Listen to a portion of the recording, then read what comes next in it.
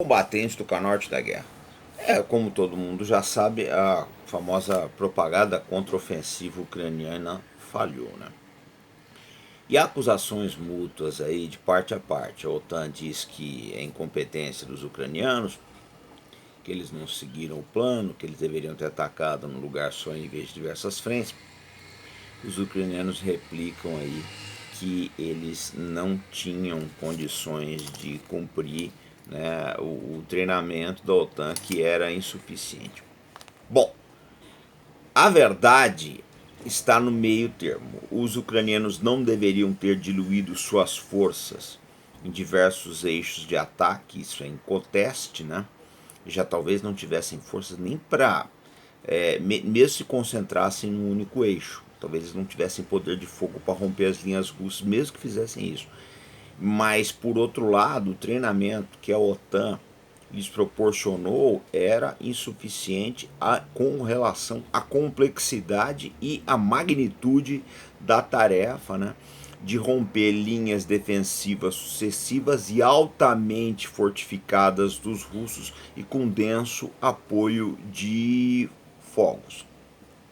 Bom, gente, o que acontece é o seguinte, a gente tem que analisar, eu peguei aqui, eu fiz as minhas anotações, né? Como você sabe, quando a gente vem trabalhar um vídeo desse, aí são dezenas de anotações. E a realidade é a seguinte, a OTAN não conseguiu conceber, ou se o fez, né? Acabou realizando isso um momento muito tardio, ela não conseguiu conceber o que era o poderio militar da Rússia. A OTAN ela se preparou para guerras assimétricas, guerra contra os países que não teriam condições de responder, não tinham artilharia emassada, né? Não tinham uma defesa aérea complexa, não tinham nenhuma capacidade de guerra eletrônica, não tinham um complexo industrial poderoso e nem essa capacidade de mobilização. A OTAN nunca fez guerra contra um país, né, como a Rússia. Então, na verdade, eles empurraram a Ucrânia para um desafio, né, para o qual nem eles estavam preparados. Eu penso que se a OTAN enfrentasse a Rússia hoje, ela seria derrotada da mesma forma que foram os ucranianos. Eles não estão de forma alguma preparados para esse tipo de desafio. Uma coisa que se pode ser dito a favor dos russos é que essa linha Surovikin, essa linha de defesa, ela foi muito bem projetada, na verdade, né?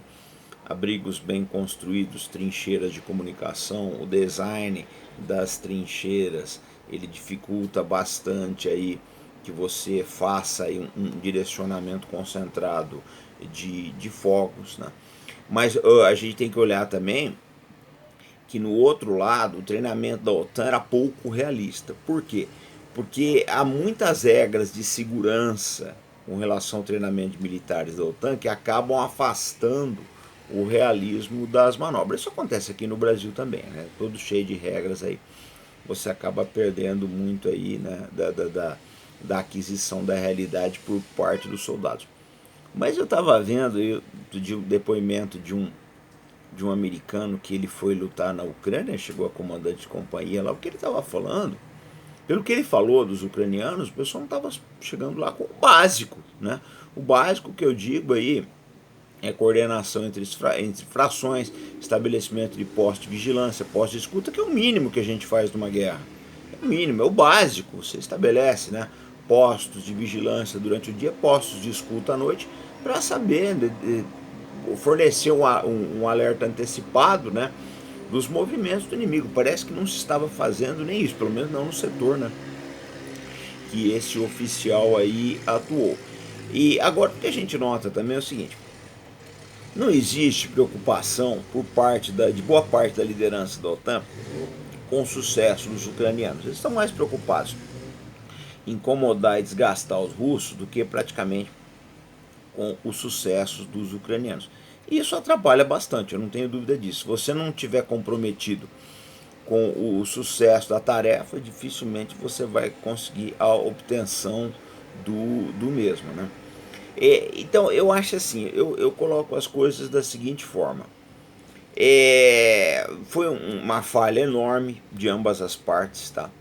se os militares da OTAN tiverem um pouco de consciência, eles vão começar a reformular todos os seus dogmas, todas as suas doutrinas, tá? Porque aquilo efetivamente não funciona. Né? Eu acho assim, se você, ao enfrentar a Rússia, você já tem todos esses problemas, imagina a China que tem uma defesa muito maior. A OTAN, ela precisa redimensionar o seu arcabouço de treinamento, o seu material, a sua capacidade industrial de mobilização, etc., para os novos desafios do mundo que está se avizinhando aí. Quais são os novos desafios? Né?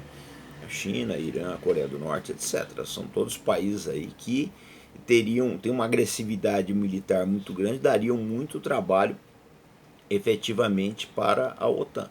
Esse modo de guerra pontual que a OTAN fazia no Afeganistão aí, simplesmente não funcionará nesse mundo novo que nós estamos entrando. A era de você combater milícias que só tem armas leves, só tem RPG, IED, fuzis, etc., essa era acabou. Doravante você vai enfrentar países que têm uma tecnologia muito boa, talvez melhor que a OTAN em muitos aspectos, um poderio industrial capacitado, pesado, né? E provavelmente formará alianças. Hoje em dia, se a OTAN for enfrentar o Irã, eu duvido que o Irã vai atuar sozinho. A Rússia vai ajudar naquilo que for possível, provavelmente a China também, porque ali já começa a afetar diretamente os seus interesses. Então, não acho que a OTAN ela sobrevive nesse mundo moderno com os métodos que ela usou até então. A guerra da Ucrânia foi um alerta. Né? E eles costumam reclamar muito aí que os oficiais mais jovens, né, tenentes, capitães, eles assimilavam bem os métodos de trabalho de OTAN, de operação da OTAN, mas os oficiais mais antigos nem tanto. Só que o que acontece é o seguinte, gente, a gente tem que olhar uma coisa. Esse pessoal que não assimilou não estava de todo errado, porque esses métodos da OTAN simplesmente não funcionaram. A OTAN nunca enfrentou uma concentração massiva de artilharia como esse o caso aí. A concentração de artilharia da Rússia, né, se equivale às batalhas de Verdun, do Somme, etc., né, a frente oriental na Segunda Guerra Mundial e por aí vai. A OTAN ela tem que entender uma coisa: a Rússia usa artilharia, né, de forma bastante pródiga, eles não esquentam a cabeça. Precisa destruir um alvo, você dá quantos tiros forem necessários. O importante é a destruição dos alvos. Agora, acho que uma coisa que enganou bastante também os militares e os analistas ocidentais foi o fato que, como no começo da guerra a Rússia quase não usou aviação, eles achavam que isso era incompetência, mas na verdade não era. A Rússia estava poupando a aviação até poder degradar, né, razoavelmente as defesas aéreas da Ucrânia. Até lá ela ia se virando com a sua artilharia. Depois, quando a defesa aérea ucraniana já não fosse mais efetiva, eles poderiam entrar com a aviação, que foi o que efetivamente eles fizeram. Outra coisa também, a doutrina da OTAN pressupõe o seguinte: olha, você vai fazer um avanço, mas você tem uma cobertura aérea que vai abrir brechas, etc. Olha, isso funciona muito bem, né, você enfrentando o Talibã. O Talibã não tinha guerra eletrônica, não tinha defesa aérea, não tinha nada disso. Você enfrentar a Rússia, coisa já é meio complicado. Você não vai usar a aviação de forma pródiga como a OTAN acha que usaria. Essa é uma realidade.